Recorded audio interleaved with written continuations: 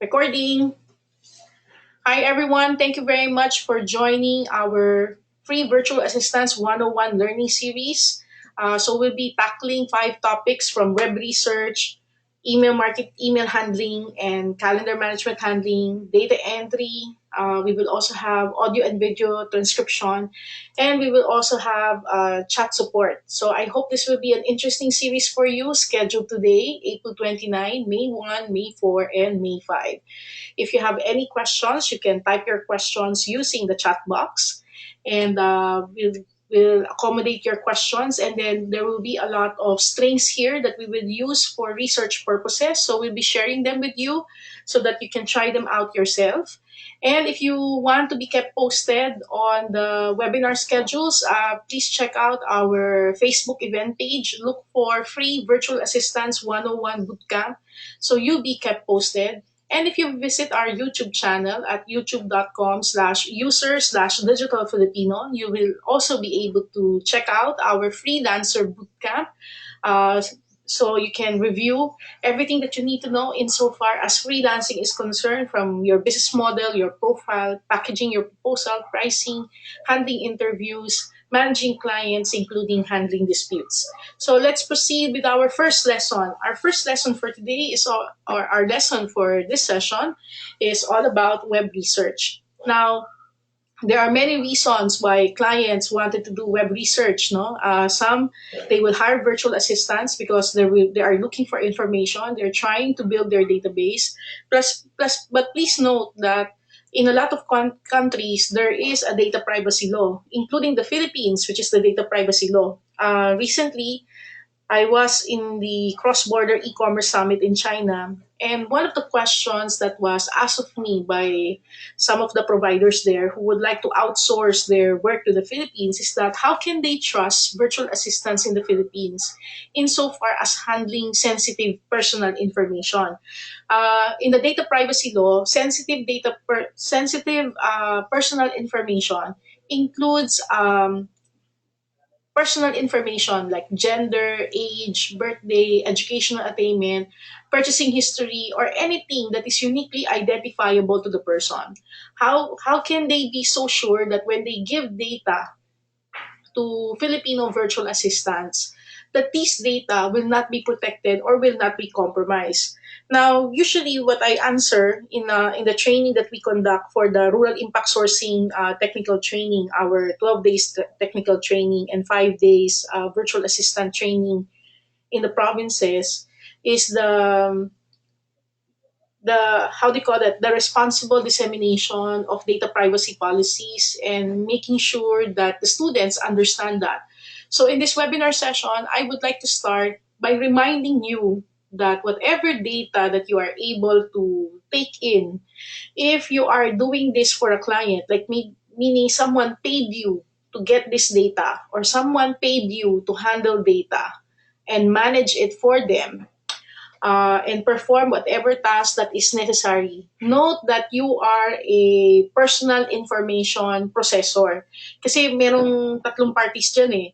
Yung data ng tao, which is referred to as the data subject, the person giving you the job, who technically owns the data, they are the personal information controller.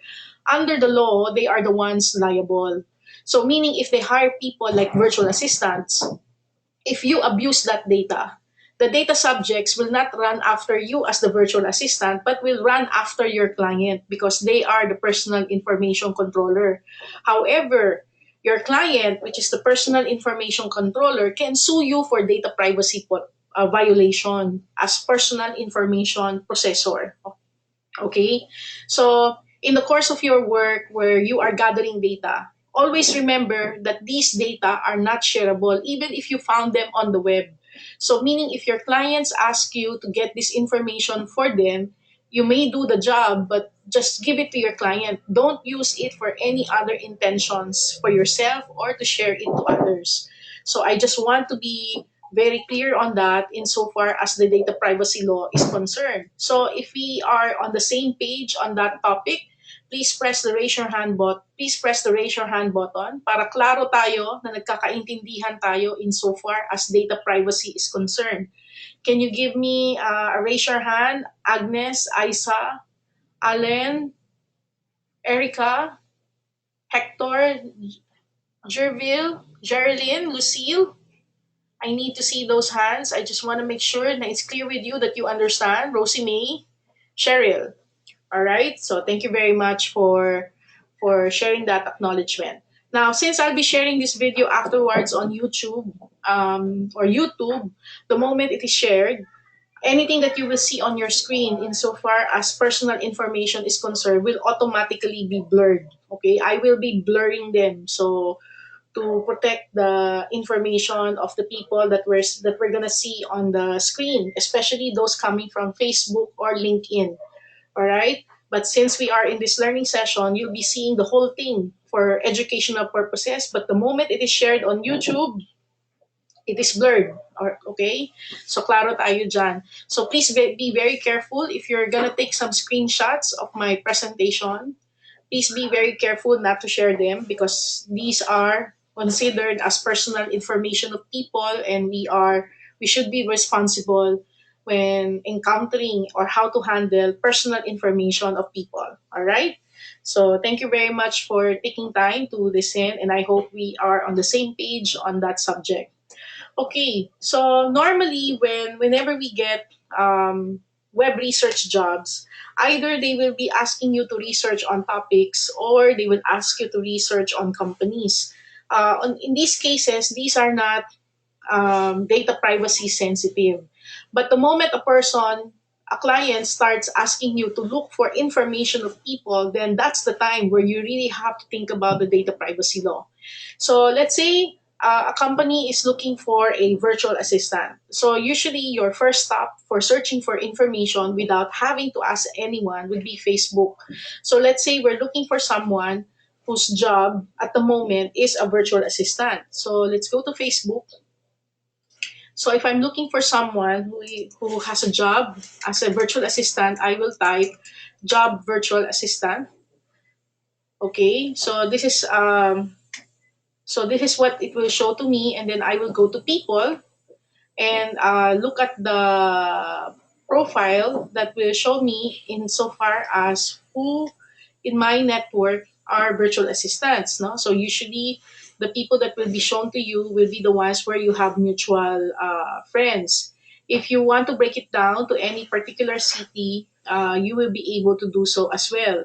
Then if you notice on Facebook, meron tayong tinatawag na, ayan, anong location siya, anong education niya, saan siya nag-work, and then you can also look at mutual friends. If I only want to see who among my friends are virtual assistant, I'm gonna click on friends.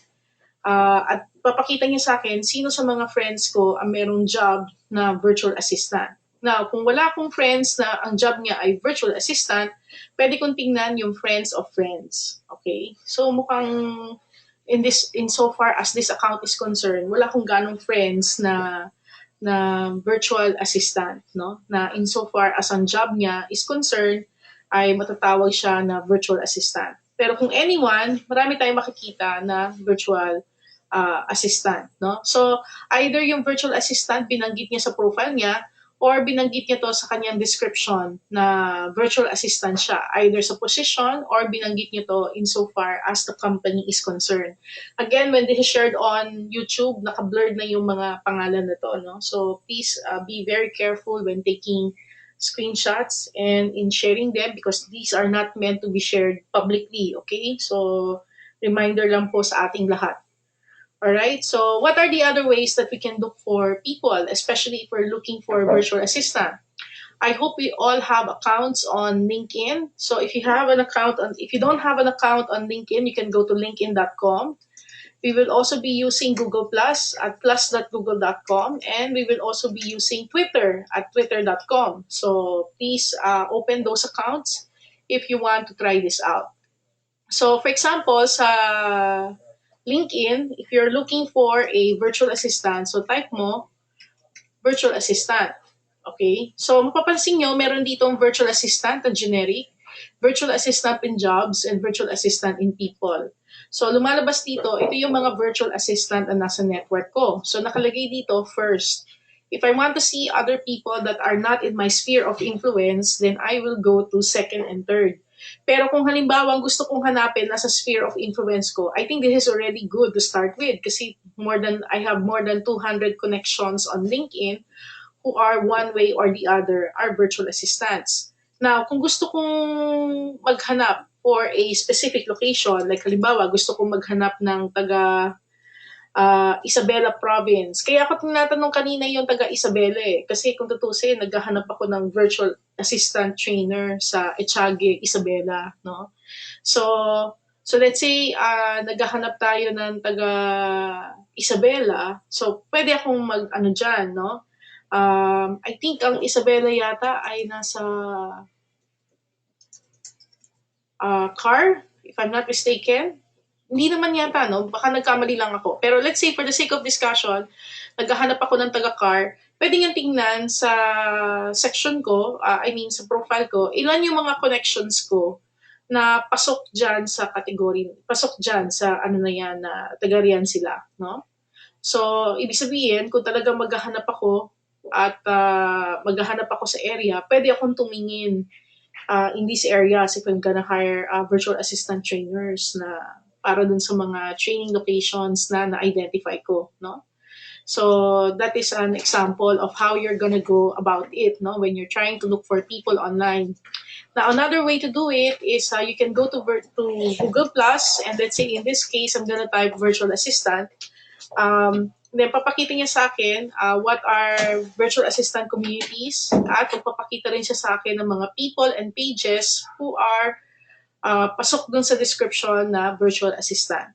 Okay, so technically parang nandun siya sa, yan, pwedeng nasa communities mo siya. Kaya kung tutusin, kung how do you call it? Kung gusto mo talagang mas lumaki yung possibility mo na makita ka, mo talaga, ayusin mo yung social media presence mo. Gamitin mo lahat yung mga channels mo para makita ka ng tao online, no? At kung ano yung posisyon na sinasabi mo na kaya mong, ano yung ino-offer mo, no? Para at least lumabas ka sa as many possibilities as possible, no? So for example, if I'm looking for a virtual assistant on Twitter, so ganun din type ko, type ako ng virtual assistant, pwede kong tingnan sino sa mga connections ko sa Twitter ang virtual assistant. Either people that I am following or maybe some of them also pwedeng nagpa-follow sa akin, no? Tapos, pwede akong mag-filter ng results. So, pwede ko sabihin from anyone. So, can be anyone or from the people I follow only at pwedeng from anywhere. So, pwede kong lagay na near you, no? So, ibig sabihin malapit sa akin. Tapos pwede ko rin gamitin yung advanced search. So yung advanced search, pwede akong mag-add ng location. So for example, yung location, National Capital Region, or maglagay ako ng Caraga. Okay, so Caraga, Republic of the Philippines. Tapos isi-search ko siya. Tapos,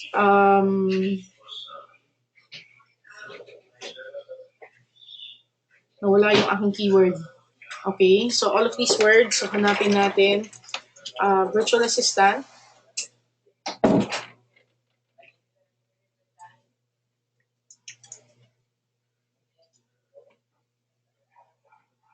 Ayan. So, nakakita ako ng mga pwedeng pumasok dun sa aking definition na in-identify. Okay? So, this is an example of how can you go about it. Of course, maraming ways para mag-search ka. Pero kung nagsa-search ka for the purpose na pwede mo rin silang makontak right away, then doon nakakatulong yun. Kasi ibig sabihin, pwede mo silang i-PM, pwede kang magtanong, di ba? Kasi kung magsa-search ako via LinkedIn, yeah, meron nga akong mga makikita, pero, or via Facebook, pero ganun din eh, i-PM mo pa rin sila isa-isa. Pero what if yung client mo may immediate requirement? So, kailangan, kung sa'yo pinapakontak yon, gamitin mo lahat ng tools na available sa'yo. Like for example, if I'm looking for a trainer, at yung trainer na yon has to be deployed dun sa location within 2 weeks, then gagamitin ko lahat ng channels na available sa akin at kukontak ako Tapos yung mabilis mag-respond, mabigay yung requirements ko para ma-assess ko kagad siya. At kung pumasa siya, then siya yung unang ma-hire. So, minsan, it's not about who has the best resume, no? So, kung tutusin, hindi ito yung parang sino yung may pinakamagandang resume. Kahit na maganda ang resume mo, pero kapag may kumontak sa'yo, tapos mabagal kang mag-reply, wala rin. Hindi mo rin makukuha yung opportunity na yon, no? Okay, so that is how we do basic search using Facebook, LinkedIn, Google Plus, and Twitter. So if we have questions at the moment, you can use the chat box to ask your questions.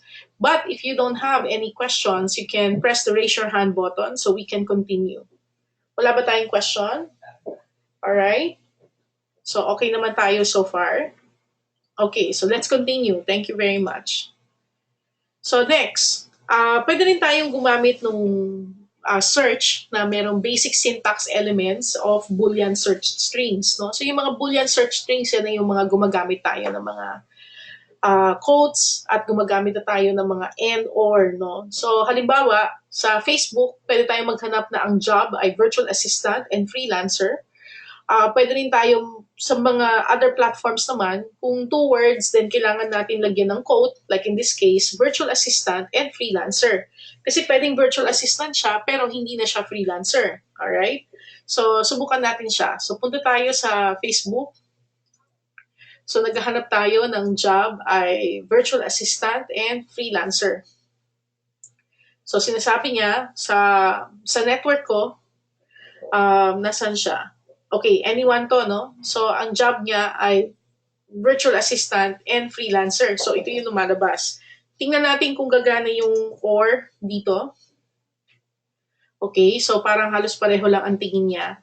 Now, ang isang option, pwede rin natin siyang lagyan ng quotes. Pero kung tutuusin kasi sa Facebook, parang hindi naman ganun ka-complicated yung ano niya, no? Wala kang makikitang parang yung mga quotes, hindi ko gano'n na-observe na parang nag-work sa Facebook, parang basta i-type mo lang siya as is, lumalabas na siya. Parang mas sensitive siya pagdating dun sa mga results na nakikita natin. But in this case, ang lumalabas sa atin ngayon ay yung mga tao na either binanggit niya na virtual assistant siya or freelancer, or binanggit niya yung virtual assistant and freelancer. Yun yung lumalabas. So, pwede nyo i-check. You can use your Facebook account to search at tingnan nyo kung ano yung lumalabas sa results nyo. So, if you are active online at karamihan sa mga friends mo ay mga virtual assistants or freelancer, dapat sa screen nyo lalabas din yung mga results. Even if you are not doing this for research purposes for a client, yung mga ganitong klaseng research are very important, lalo na kapag humihingi ka ng advice, o kaya may plano kang gumawa ng Facebook group, tapos mag-a-add ka ng mga tao na tingin mo mag-fit dun sa profile na yon. But of course, maganda rin na nagpapaalam muna tayo at hindi tayo basta-basta nag-a-add ng tao sa mga groups natin kasi baka mamaya ma-annoy din sila. Ako kung tutusin, I get added to so many Facebook groups. Madalas hindi ko na-open yung mga kung saan ka pinag-i-invite kasi sa dami eh, no? Pero I actively join Facebook groups, depende sa pangangailangan, lalo na kung naghahanap ako ng trainers o nag-announce ako ng mga training opportunities na ginagawa ngayon in different parts of the country. Ayan, talagang I proactively look for Facebook groups that I can join. Kaya kung tutusin, mas location-centric siya, mas niche siya, mas better siya sa akin kaysa sa mga generic na groups na hindi necessarily makakatulong sa ginagawa mong pagsisearch ng tao. Okay? So that's how you can do it on Facebook. So for example, if you want to do it on LinkedIn, so let's say we're looking for a virtual assistant and freelancer. So balik tayo sa LinkedIn. So sabi natin, we're looking for a virtual assistant and freelancer din siya dapat. Okay? So dito, tanggalin natin yung aking filter. So, kanina, nung naghanap tayo ng virtual assistant, 200 plus results yung lumabas for my first level connections.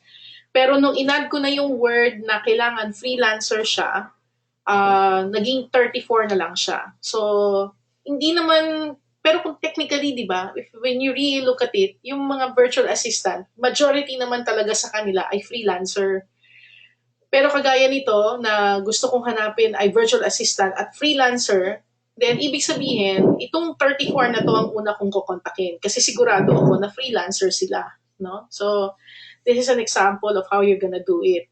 So, kaya natin siya nilagyan ng open and close code kasi pwedeng maging virtual freelancer yan o maging freelancer o pwedeng mag-mix up yan eh, no? Pero sa bagay, meron naman tayong end na nilagay, so dapat hindi siya mag-mix up. Pero, pwede kasing pag wala kang code, ano ba, virtual assistant, yung pala nakalagay doon, virtual programmer assistant, o kaya virtual digital assistant. Lalabas pa yun eh. Pero pag naglagay ka ng codes, ibig sabihin, yung words, kailangan exact, virtual assistant. Okay? So, yun yung purpose niya. So, virtual assistant and freelancer. Okay, so freelancer na siya, virtual assistant pa siya. Alright, so ganyan siya. So if you're gonna use this same search string, pwede rin natin siyang gamitin sa Google Plus. Although kanina ina-observe ko kung meron ba talaga ako makikitang kakaiba sa kanya. So, meron din naman kahit paano. So, may mga lumabas sa results kanina na hindi na lumalabas ngayon. So, sa Google Plus, nag-work siya. Now, pagdating sa Twitter, ito yung kailangan kong i-check. So, meron pa rin, no? Virtual assistant and freelancer. So, kanina marami sila. Medyo marami sila. Ngayon, 4 na lang, no? Medyo nag-narrow down na siya. So, maganda itong gawin, lalo na if you are looking for people that you can follow. So, di ba minsan, nagkikreate ka ng Twitter account, you don't know who to follow. So instead of following celebrities and whoever are the prominent personalities, you want to look for people that are in the same profession as you, especially if they like sharing helpful information or if they reply to questions, lalo na kung nagtatanong ka, how do you go about this? So, if they are, kasi pa nasa Twitter ka naman, ibig sabihin, you're open in communicating with people. You're open to be contacted, you're open to be reached, no? Or reach out to. So, doon siya magandang gamitin. Alright? So, ayan siya. Then next, so may question ba tayo sa paggamit ng and na syntax element kapag naghahanap tayo ng information online?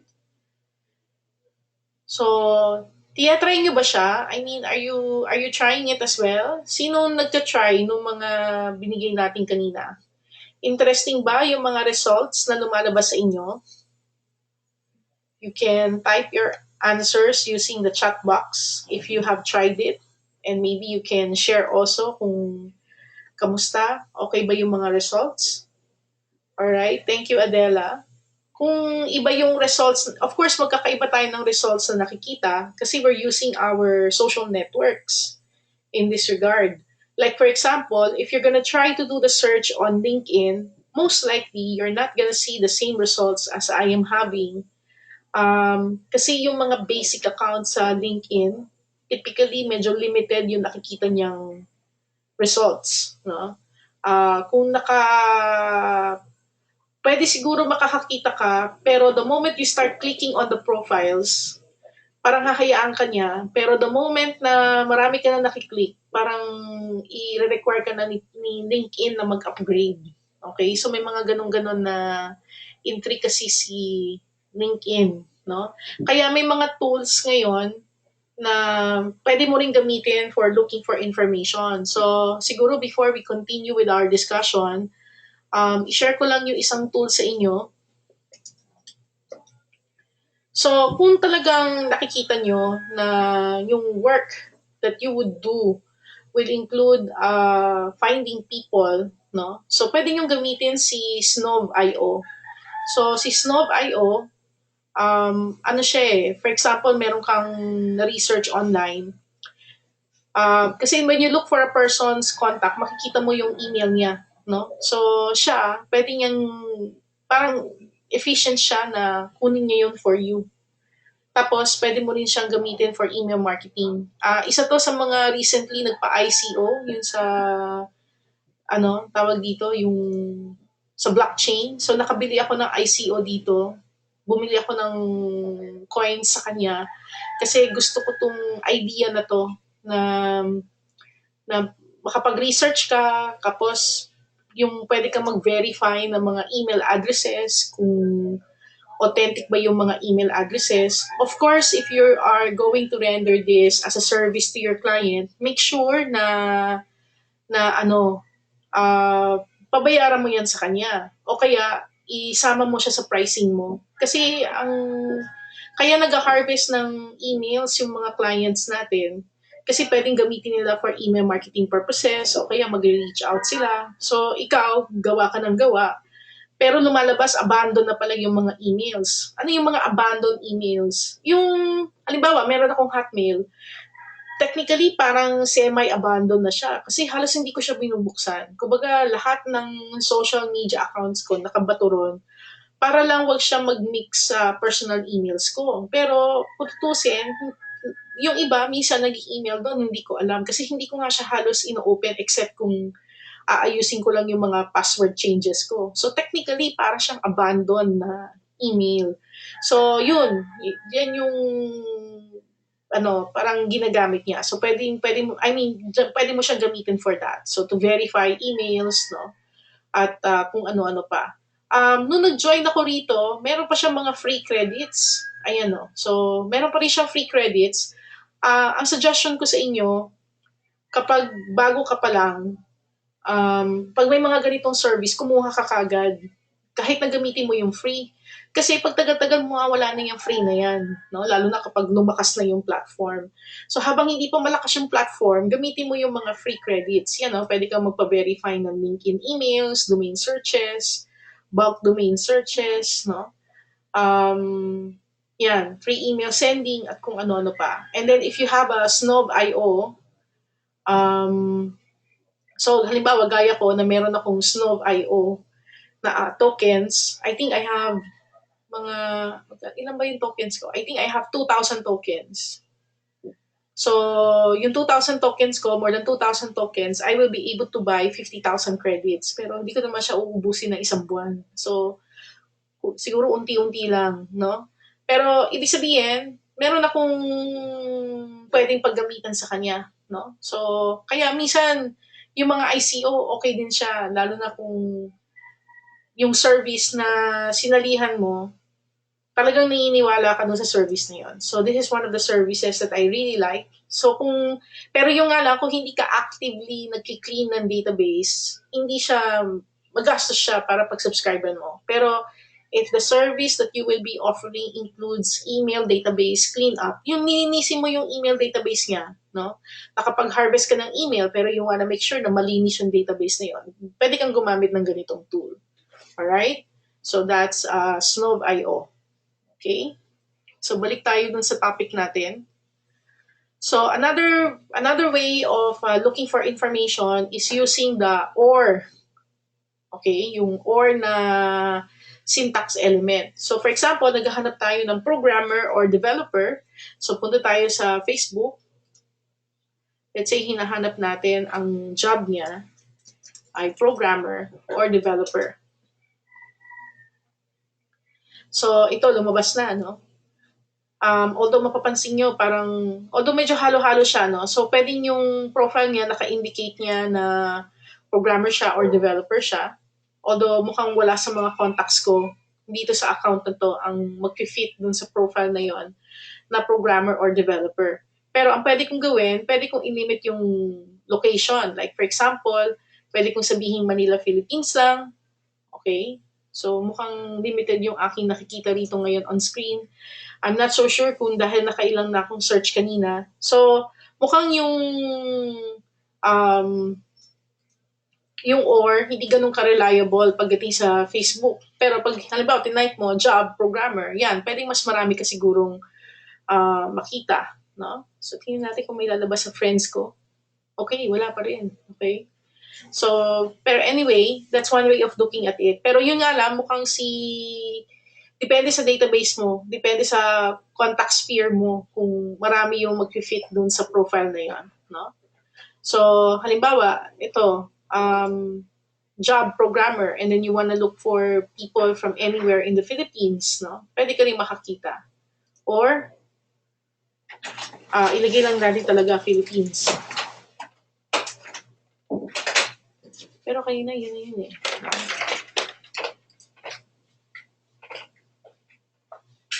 Job programmer, and then put tayo ng people. Ayan. So, medyo, lumaki-laki na siya. Okay? Now, kung titingnan naman natin siya via LinkedIn, so, ganun din, programmer or developer. So, punta tayo sa LinkedIn. Type natin, programmer or developer. Okay? So, ito sa first level connections, meron tayong 200 na medyo malaki siya kasi yung connections ko sa LinkedIn nasa 14,000, no? So, kaya medyo maganda-ganda yung lumalabas na results. So, 200 plus. Pero I'm sure kung gagawin kong anyone yan, mas marami pa. Alright? So, ito yung lumabas sa connections natin na either programmer or developer. Now, if you want to try that on Google+, yung nga lang, pag hindi ka active sa Google Plus mo, pwedeng hindi ka makakuha gano'n ng results, no? Pero kung active ka naman, possible din. Yung nga lang, kapag yung mga Pinoy naman hindi active maglagay ng mga profiles nila, pwedeng yung mga results na makukuha mo are from abroad rather than the Philippines. So, tingnan natin sa Twitter. Okay? So, meron din tayo nakitang programmer or developer. Now, pag sinabi natin, from people I follow, pwede. So, people you follow. So, wala raw akong fina-follow na programmer developer. So, from anyone. So, yan yung mga Ngayon, kung gusto natin from the Philippines lang or near you, so, wala tayong nakikita. Wala tayong nakikita so far. So, siguro walang ganong programmer or developer ang nasa Twitter. Okay? At least from dun sa, pwede lumabas sa results ko, no? Okay. Now, halimbawa, gusto natin maghanap ng persons coming from a particular company. So let's say we're looking for people who work for, although ang example ko rito ay IBM, Oracle, Red Hat, or Microsoft. So let's say naghahanap tayo ng people from Facebook, or LinkedIn, or Twitter. Sige, tingnan natin. Or Google, no? Tingnan natin kung sino ang lalabas. So dito, mas magagamit mo na si LinkedIn for this purpose. So let's say we're looking for people from Facebook, or LinkedIn, or Google, or Twitter. Alright?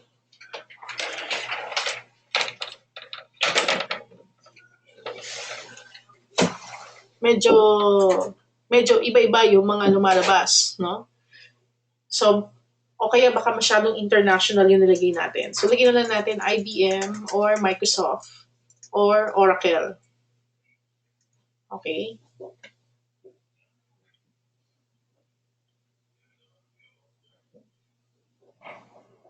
Ayan. So, mapapansin nyo, may lumalabas ako na 20 connections who have either worked for IBM, meron din mga nakapag-work na sa Oracle, no? So, may lumabas sa results. So, minsan yung lalabas sa results, depende siguro sa network connections mo. Ngayon, kapag kinlear natin siya, pwedeng mas marami pa yung lalabas. Yan, may mga second level connections na nalalabas. So, for example, kung babalikan ko yung ginamit natin kanina na Facebook or Google or Twitter or LinkedIn, pwedeng iba na yung lalabas ngayon. Kasi, depende kung how they describe it, kasi di naman natin sinabi na yung sinesearch natin ay, current companies nila. Okay, so saan sila nag-work? Tapos, kaya ito yung lalabas bali sa result. Now, another way of looking at it is, halimbawa, naghahanap ka ng tao of a certain position. Now, napansin nyo, ginamit ko yung manager and director, pero nilagyan natin siya ng quote. Ang purpose dyan is, baka kasi mamaya nakalagay, purchasing manager, purchasing director. Pag ganun, hindi siya lalabas. Kailangan talagang ang word na ginamit niya lang ay manager or director. So for example, we're looking for an e-commerce manager or e-commerce specialist. Okay. Ayan. So, meron tayong mga taong nakitang e-commerce manager or e-commerce specialist na lumabas dito. Na kung gusto kong gawin na first connection ko lang dapat siya. Wala akong nakita from my uh, first connection. Pagdating sa second, tingnan natin kung may lalabas. Okay. So, sa mga second connections, meron na lumabas. Alright? So, ito yung isang example na pwede kang gumamit ng quote, no? Lalo na if you're looking for people, tapos gagamit ka ng or. Now, kung yung case natin, naghahanap tayo ng manager, pero at the same time, naghahanap din tayo nung nag-work for a particular company, then gagamitin natin yung open and close parenthesis, tapos gagamitin natin yung and. No? Although supposedly, or tong example na to natin dito, pero nilagay ko na siya rito para medyo dire-diretso yung ating thought, no? So let's say naghahanap tayo ng um, programmer or developer and dapat nag-work siya sa, so let's say IBM or Oracle or Microsoft. Okay? So ang lalabas ngayon dito are developers or programmers na nag-work for any of the companies that I listed. So, hindi siya lalabas na anything at large. So, yun yung purpose ng last syntax natin na kailangan mag-comply siya dun sa requirements. Although, pagtandaan nyo, pag walang quotes, pwede may dumagdag na other words dun sa initial na binanggit natin. So, kapag may quotes, talagang yun lang yung hinahanap natin. Okay? So, na-try nyo ba siya? Were you able to give it a try? Meron ba kayong question kung o may clarification kayo insofar as this syntax is concerned? If you are all good so far, can you press the raise your hand button if you're good so far? Alright. Allen, may question ka ba? Parang kanina nag-raise ka ng hand, hindi ko na-acknowledge kagad. Do you have a question? Or are you okay? Sige. Thank you. So, let's continue. Now, minsan, meron tayong mga hinahanap na positions na pwedeng yung position na yon medyo identified to other positions. Like for example, if you're looking for an architect, pero minsan, pag nag-search ka sa LinkedIn, lumalabas yung other words. Like halimbawa, mayroong software architect o kaya digital marketing architect, mga ganun-ganon. So, kung halimbawa ayaw mo lumabas yung mga ibang words, pwede kang gumamit ng not na syntax element. So, for example, punta tayo sa LinkedIn. Halimbawa, naghahanap tayo ng architect, but not software architect. Okay? So, may mga lumabas. Oh, teka. Hindi ako na not. But may lumabas pa rin software architect. Hindi. Architect, not software architect. Okay.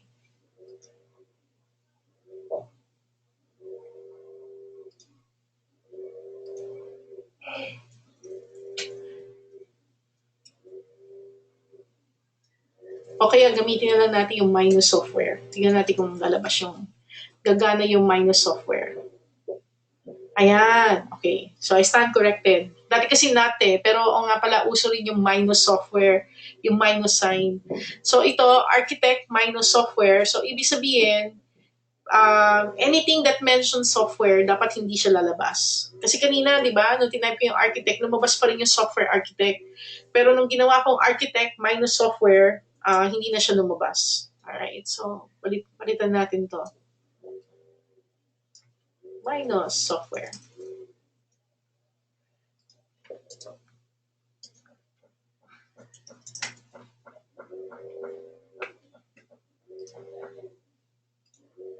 Okay? So, yan siya. So, next, pwede rin tayong maghanap ng persons coming from a association. No? So halimbawa, naghahanap tayo ng mga persons of certain position from a company, pero we're looking for people na gusto rin nating member siya ng Rotary or JCs. No? So halimbawa, pwedeng ano to, nag-reach out through ka, halimbawa Rotarian ka or JCs ka, and then you wanna reach out to people of certain position and working for certain companies. This is how you're gonna do it. Alright? Ginagamit to kapag halimbawang may client ka na naghahanap talaga ng people of certain associations. Di ba uso ngayon yung mga business networking? Merong isang organization ngayon na very aggressive sa pag-recruit ng tao. Pero parang pa naging member sila, apart from paying 25,000, kailangan parang makarecruit din sila ng ibang tao per month na mapapasipot nila during meetings. So sila itong parang very aggressive in looking for people that they can invite na tingin nila capable of paying that amount, no? Although kung tutusin, nung makita ko nga yung mga ganon, I know that's not for me kasi hindi dahil sa hindi ko naman siya kailangan, pero siguro iba na kasi yung priorities ko, no? Pero just in case makahanap ka ng ganong client, yung mga active sa paghahanap ng mga specific types of persons, then doon mo pwedeng gamitin tong search na to. So napansin nyo, yung search string na to gumagamit ng dalawang and. Alright? So punta tayo sa LinkedIn. So we're looking for a manager or director and maybe working for IBM or Microsoft. Okay. And maybe also part of Rotary or JCs. Okay. So, ganun yung example natin. So, lumalabas dito, from my connections, meron daw akong isa na kakilala na manager or director na working for IBM or Oracle or Microsoft at nasa Rotary or JCs. Okay? So, yun yung lumabas sa kanya kanina. So, depende yan ngayon kung paano yung gagamitin mong filtering. Kung wala kang filtering, pwede mas marami pa yung lalabas. No? So, yan yung lumalabas insofar as my networks are concerned. Alright?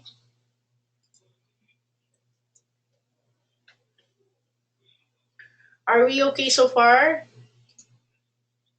Sige. May question pa tayo. Kasi lahat ng pinakita natin kanina, puro searches using social media. So, right now, we will move towards search. Now, gaya na sabi ko, since we will not be able to provide a copy of the handout, you will be able to watch the video. What I will do instead is I'm gonna copy the scripts on the chat box so that you can give it a try. No? Although, syempre, yung mga scripts na yan, pwede nyo rin naman siyang screenshot and try it out for yourself. Pero before we move doon, meron kayong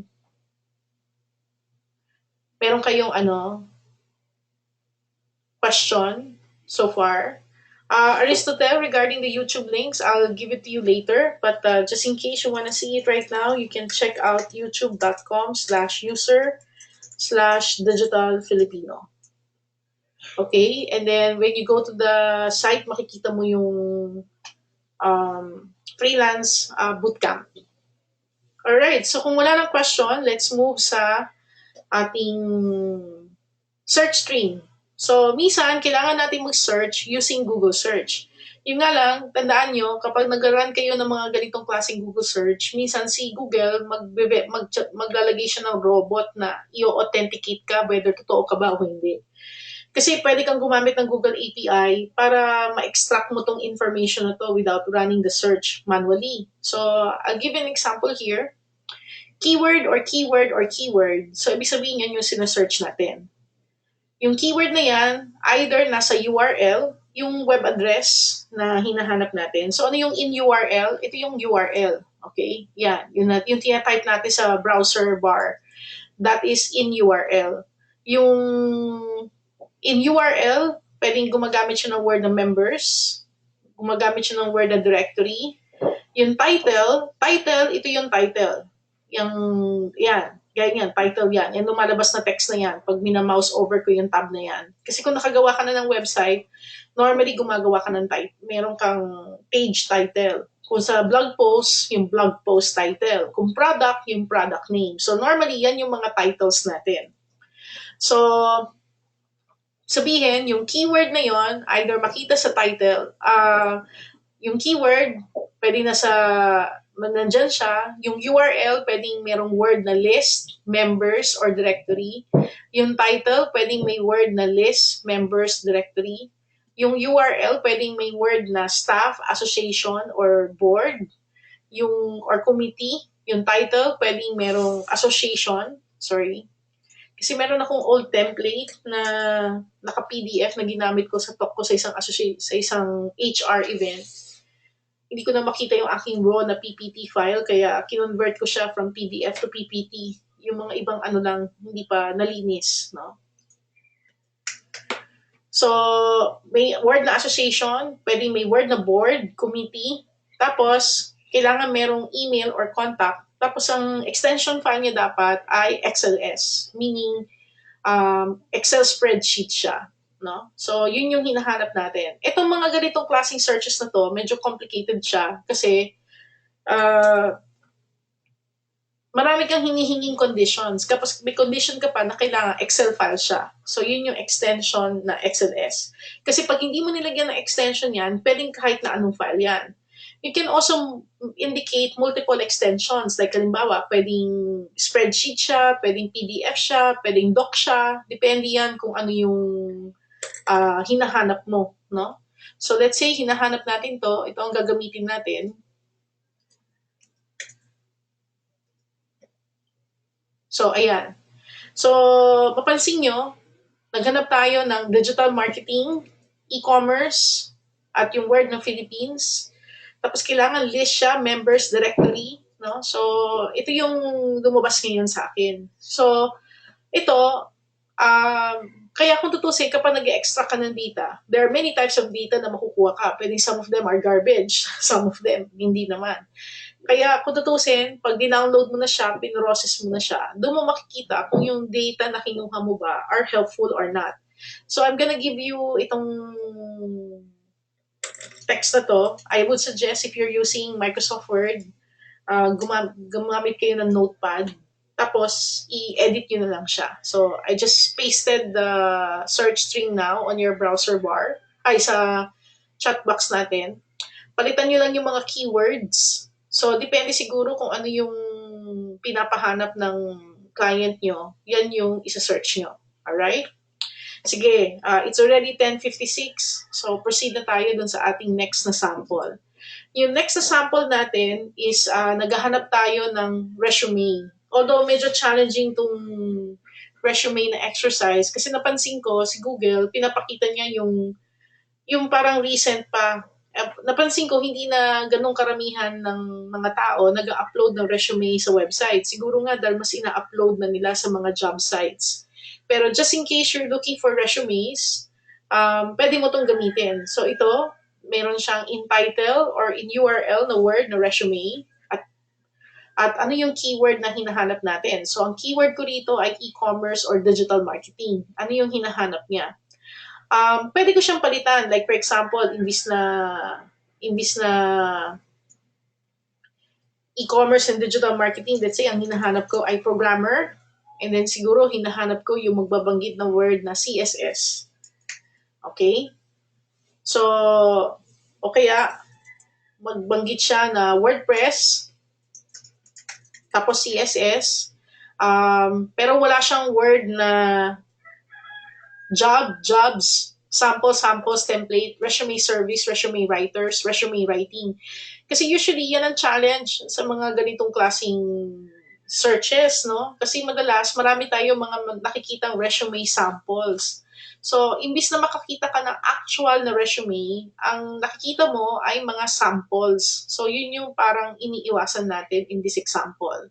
So, if you want to try it out yourself, ito yung Boolean string niya. You can use your notepad to copy the string and then palitan nyo lang siya ng keyword. So, let's say ito yung hinahanap natin. Tapos napansin nyo, hinanap ko, kailangan niyang naka-PDF file. Alright?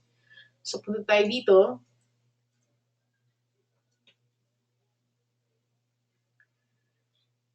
So, may mga tinanggal siyang quotes, tapos may mga ibang lumabas, pero wala tayong nakitang nag-match dun sa aking hinahanap, no? So, hindi siya lumabas sa, wala raw lumabas na in title or in URL na resume, okay? Magmamatch dun sa keyword na hinahanap ko and minus yung mga words na resume services, resume writers, at resume writing. Now, ang pwede kong gawin, kung walang lumalabas, pwede kong in-narrow down yung aking search. Baka kailangan kong tanggalin yung extension na PDF. Tingnan natin kung merong lalabas. Ito yung challenge ko sa ganitong situation. Lumabas na naman yung resume, maraming lumabas. So siguro baka kailangan ko siyang dagdagan ng word na Philippines. Okay? So dagdagan natin ng word na Philippines. Tingnan natin kung mag-i-improve ba yung results natin.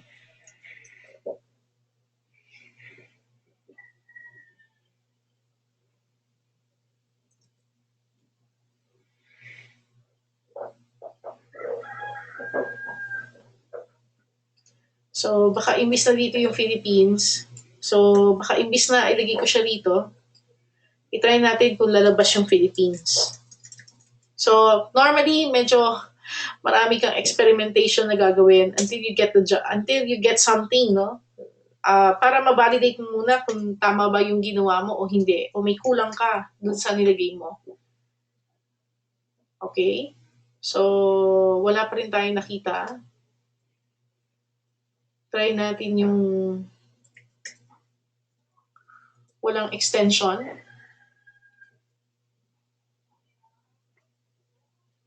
Okay. So, mukhang meron na lumabas, no? Kagaya dito, yung CV ni Revis, although medyo weird yung pangalan niya. So, hindi mo alam kung...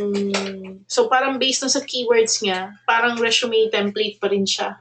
No? So, kung dito natin ilalagay yung word na Philippines, tingnan natin. Subukan natin kung ano mangyayari. Okay. So, mukhang hindi lumalabas yung hinahanap natin, no? In this purpose. So, chef resume samples. Done. So, walang lumalabas ngayon, no? So, ang pwede rin natin gawin, baka hindi resume yung hinahanap nating word. Pwedeng subukan natin yung curriculum vitae. Okay? Or CV. Tingnan natin kung may makikita tayo na kapag yung word na CV ang ginamit natin. Alright? So, subukan natin ulit siya. Pero this time, gamitin natin yung word na CV. Imbis na resume. Baka kasi CV ang kanyang ginamit.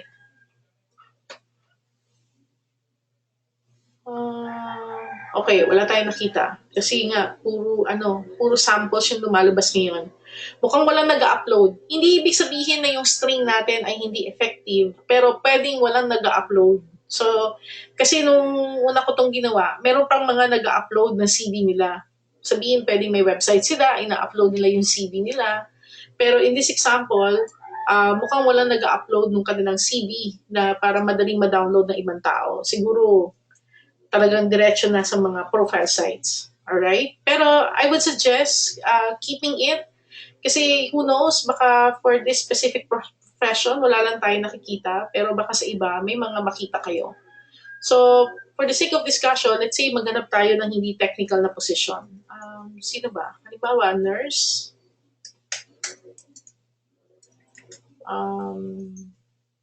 Yeah, try natin. Nurse. Ito yung sinasabi ko sa inyo na kapag naghahanap ka, pag masyado kang maraming sinesearch, pwede lumabas yung ganitong klaseng Google prompt.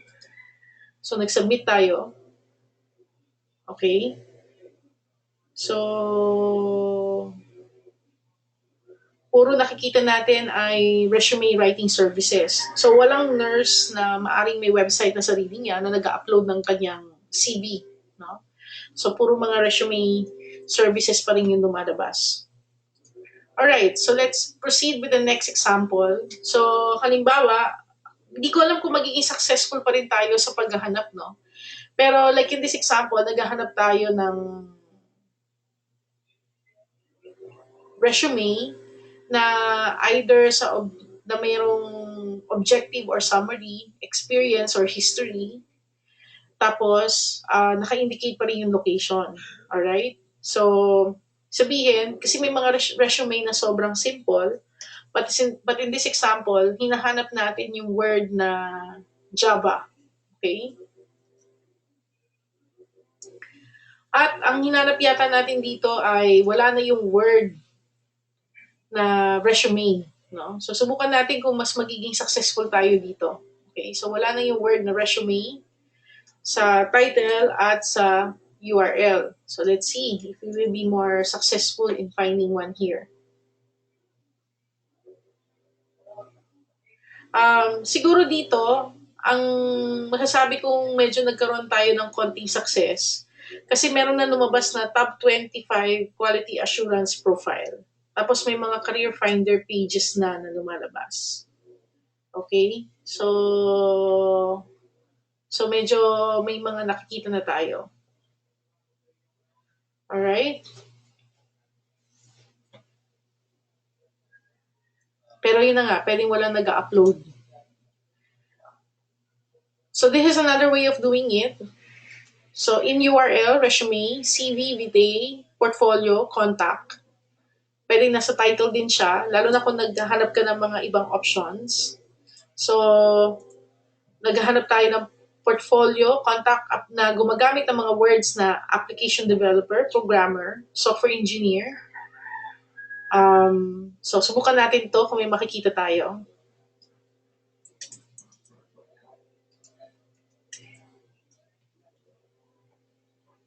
O, ito. Mukhang ito ang effective. Nakakita tayo. So, yung kanina, hindi tayo successful na makahanap, pero dito, nakahanap tayo ng resume. So, ito siguro ang mas gamitin natin. So, I just shared you the code na ginamit ko for this one, yung string. So, naghanap tayo na pwedeng nasa URL niya. So, ito yung may success tayo. So, itong hindi tayo nagkaroon ng success, tanggalin na natin siya. Kasi mapufrustrate lang tayo pag siya pa rin yung ginamit natin. Kasi hindi na siya ganun ka-effective, no? Ito medyo challenging pa. Pero at least dito maganda yung results natin. So, lumabas yung mga positions. Nag-explore tayo ng iba't ibang words like resume, CV, VTA, portfolio, contact. Kaya VTA kasi di ba curriculum VTA. Kaso 2 words yon, so medyo mahaba pa. So, mas ginamit na natin yung word na VTA. And then lumabas yung keywords na hinahanap natin like application developer, programmer, software engineer, or software developer. Location, Quezon City, Philippines, at naghanap tayo ng 3 file types, either PDF, docx, or point doc. Alright, so dyan may nakita tayong results. Now, pwede rin tayo maghanap ng mga results na pwedeng part siya ng, yan, yung college or university search. Okay? Tingnan ko yung aking original na file. Ito yung sinasabi ko sa inyo na ito yung presentation ko before, yung tactical sourcing nirvana na ginawa ko before. Pero ang problem ko kasi, nung pinapakita ko na siya recently, may mga search string na hindi na gumagana. Like napansin nyo kanina, yung not, hindi na siya gumagana. So, pinalitan natin siya ng minus. No? So, tingnan lang natin yung inano ko na sa dulo. Kasi dapat hindi H yun. So, I just wanna make sure kung ano yung ginamit natin. Ayan. So, yung H natin dapat minus yan. Oo. Nagulat ako kasi may H. Baka kako iba yan. Okay. So, anyway. So, in title, alumni, former members. Okay. So, halimbawa, meron tayong hinahanap na alumni or graduates ng mga schools, no? So, dito, naghahanap tayo ng alumni database. Okay?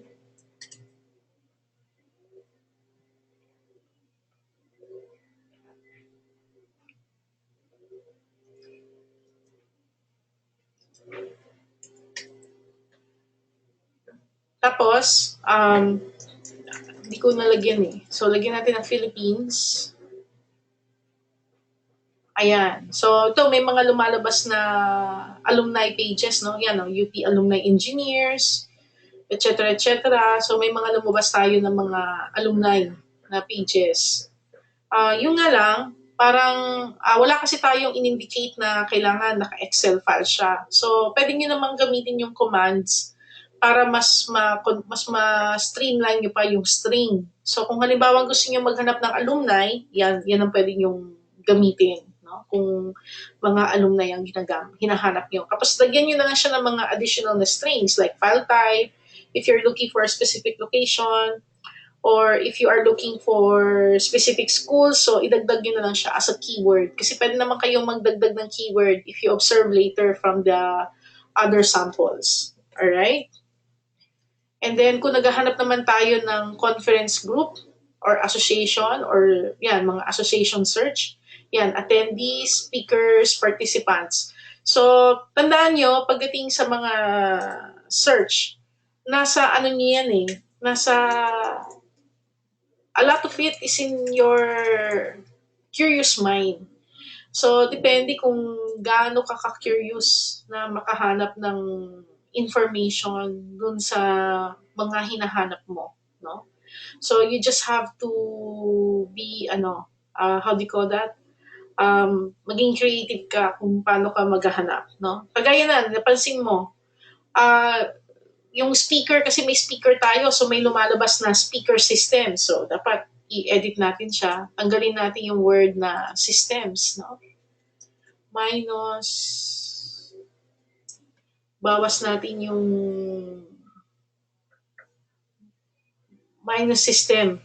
Minus system, minus systems. Minus amplifier. Ano ba siya amplifier? Minus amplifiers. Amplifiers. So, yan. Depende kung ano yung mga lumalabas sa results. Pwede kang dyan, no? So, hindi pa rin gumana. So, pwedeng gawin natin, ulitin natin siya, pero maglalagay na tayo ng file type. Di ba kanina may file type tayo? So, maglagay tayo ng extension. Yun, pwede rin extension. Extension, XLS. Pwede rin tayo magbagay na extension, PDF. So, mukhang wala tayo nakita na mag-fit dun sa binigay ko kanina. O baka dapat dagdagan natin siya kung ano yung event. So, halimbawa, naghahanap tayo nung ilagay natin siya sa unahan.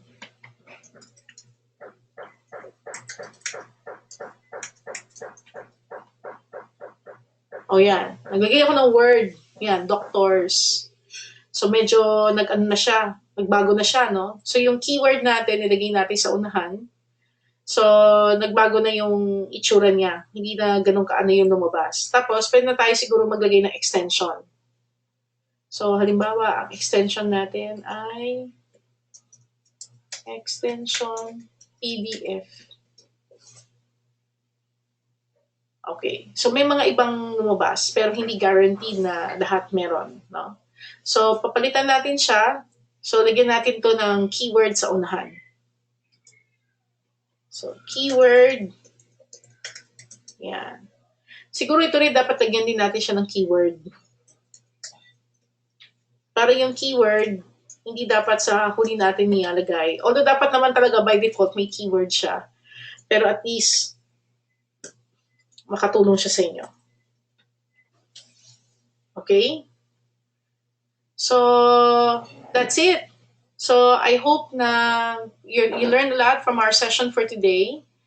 And again, if you want to learn more do you have questions? You can type your questions now. And while waiting for you to type your questions, If you want to learn more about freelancing, I would suggest checking out our freelancer bootcamp. So you can learn about what is the ideal business model, how to create your profile, service proposal and pricing, freelancer interview, and your client management guide.